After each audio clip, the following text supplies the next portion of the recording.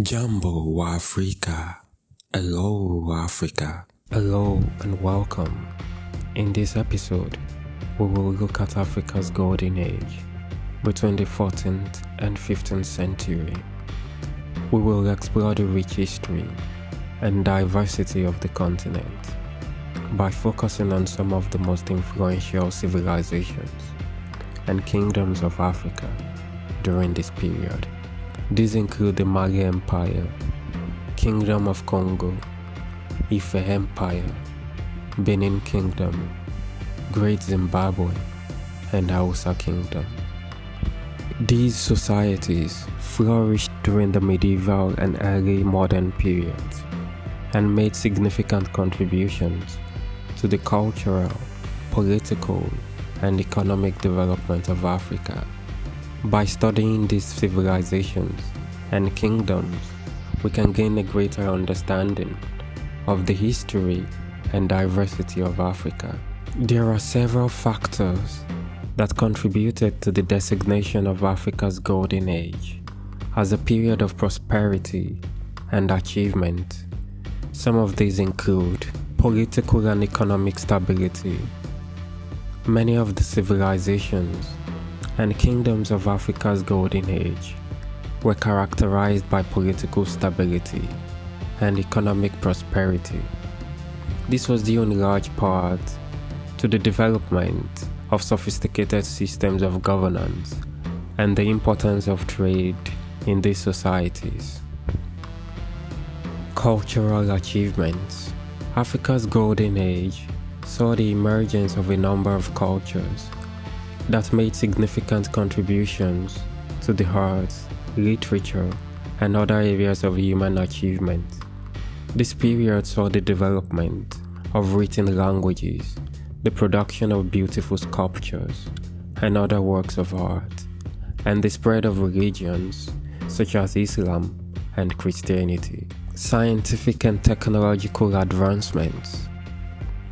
Africa's golden age was also marked by significant scientific and technological advancements.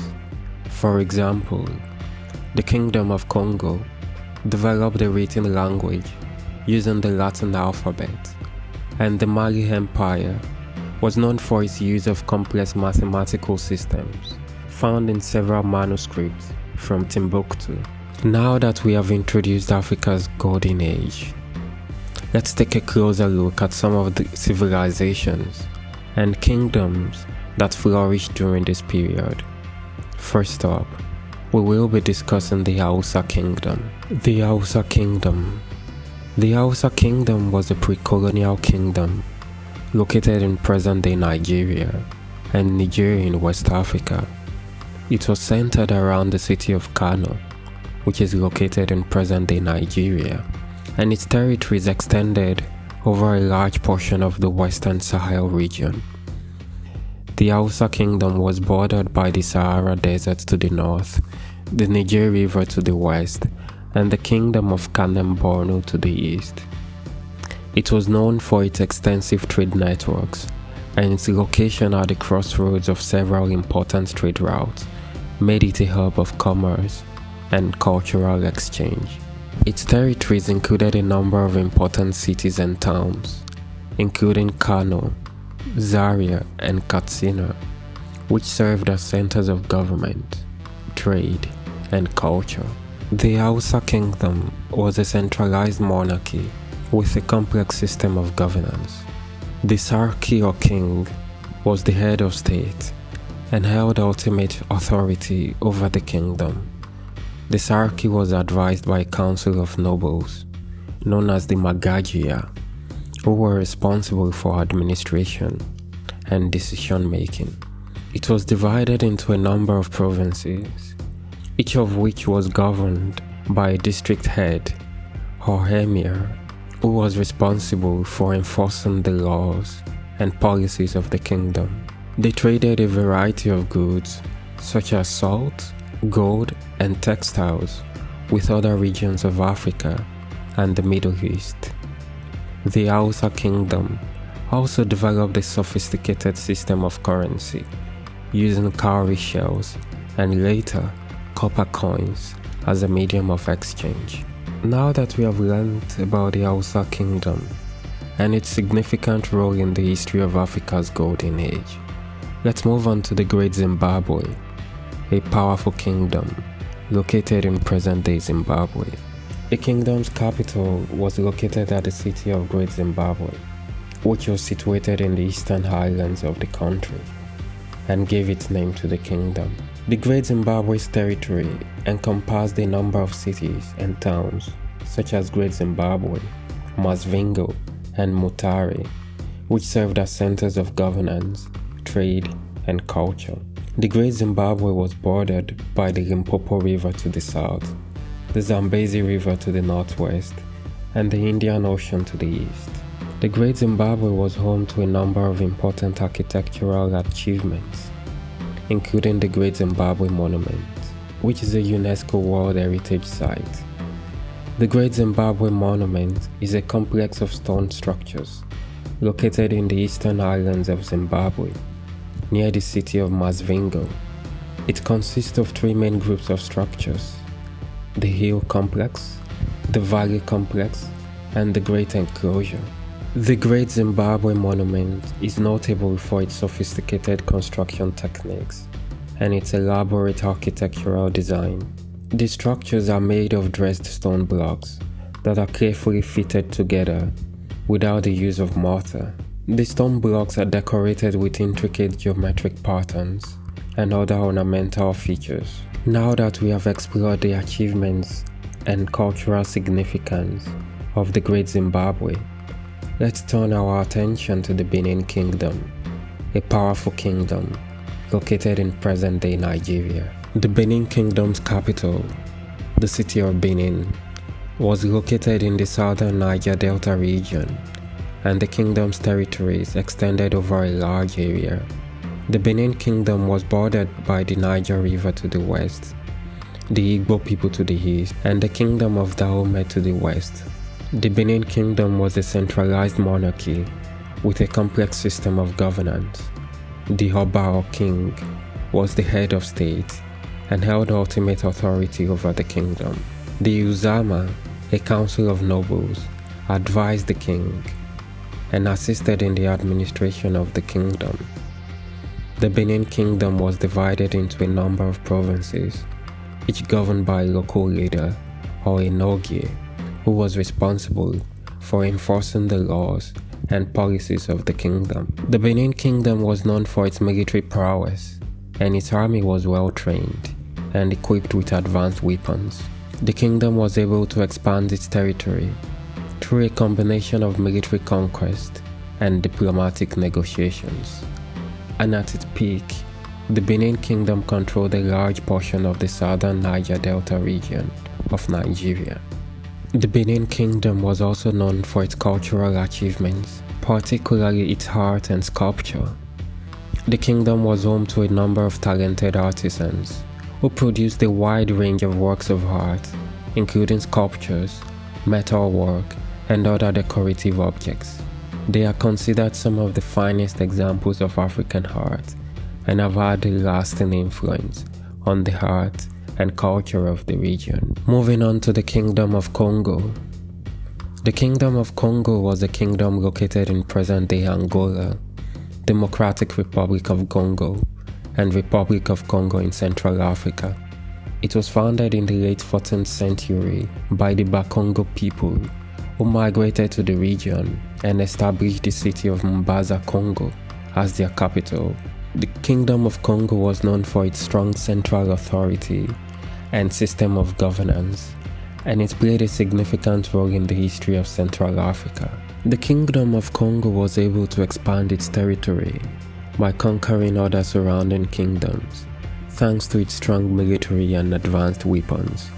Like many other pre-colonial kingdoms, the Kingdom of Kongo was not immune to royal rivalries and internal conflicts. The succession of the Mani Kongo, the ruler of the kingdom, was often disputed, and there were frequent power struggles within the royal court. The kingdom was one of the first African civilizations to come into contact with Europeans, and the first recorded contact was made in 1482, when Portuguese explorers arrived on the west coast of Africa.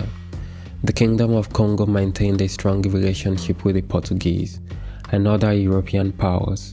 European influence had a significant impact on the kingdom's culture, economy, and society. The Kingdom of Kongo was an important player in the transatlantic slave trade, and a significant number of people from the kingdom were captured and sold as slaves to European buyers.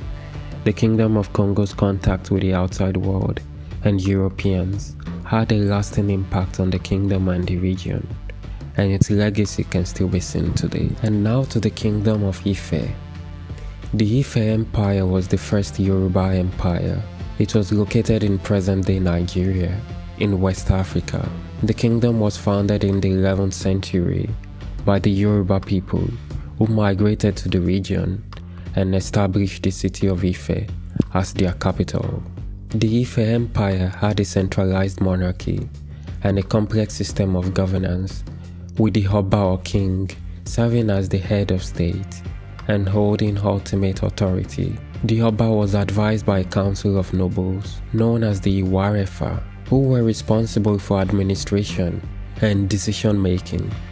The Ife Empire was divided into several provinces, each governed by a local leader, or Owa, who was responsible for enforcing the laws and policies of the kingdom. The Ife Empire, just like the Benin Empire, was home to a number of talented artisans who produced a wide range of works of art, including sculptures, metalwork, and other decorative objects. The Ife bronzes depict a variety of subjects, including animals, people, and mythical creatures, and are considered along the Benin bronzes some of the finest examples of African art. The empire traded a variety of goods, such as gold, ivory, and textiles, with other regions of Africa. The kingdom was home to a number of impressive structures, including palaces, temples, and other public buildings. It made use of materials such as stone and clay to construct durable and aesthetically pleasing buildings. To conclude our exploration of Africa's golden age, let's turn our attention to the Mali Empire. The Mali Empire was known for its wealth and prosperity, and it was one of the most powerful and influential empires in West Africa during its time. The empire was known for its extensive trade networks, and it traded a variety of goods such as gold, ivory, salt, and textiles with other regions of Africa and the Middle East. The Mali Empire was particularly famous for its manuscripts, which were produced in the kingdom's scriptoriums and were known for their high quality and beauty. The manuscripts of the Mali Empire contained a variety of texts, including religious texts, legal documents, and historical records, and they are considered some of the finest examples of African literature. The Mali Empire was also known for its music and oral tradition, and it had a rich cultural heritage that passed down from generation to generation. The Mali Empire was ruled by a number of famous leaders, including Sundiata Keita, who is considered the founder of the empire, and Mansa Musa, who is one of the most well-known and influential leaders in the history of West Africa. Sundiata Keita is credited with uniting the various Malinke clans and establishing the kingdom. In modern times, the title of the wealthiest person ever is often given to Mansa Musa, the 14th century ruler of the Mali Empire, who is believed to have been one of the wealthiest people in history. According to estimates, Mansa Musa's wealth was equivalent to billions of dollars in modern currency. To conclude this episode, Africa's golden age was a period of great cultural, economic, and political achievements, and it was a time of prosperity and growth for many of the continent's civilizations and kingdoms. The Mali Empire, Kingdom of Kongo, Ife Empire, Benin Kingdom, Great Zimbabwe, and Hausa Kingdom were some of the most influential and powerful empires of this time, and their legacies continue to shape the history and culture of Africa. We encourage you to learn more about these fascinating civilizations and kingdoms, to explore the rich history and culture of Africa. There is so much to discover and learn about these empires and their legacies, and we hope that this overview has sparked your interest in learning more. Thanks for your attention.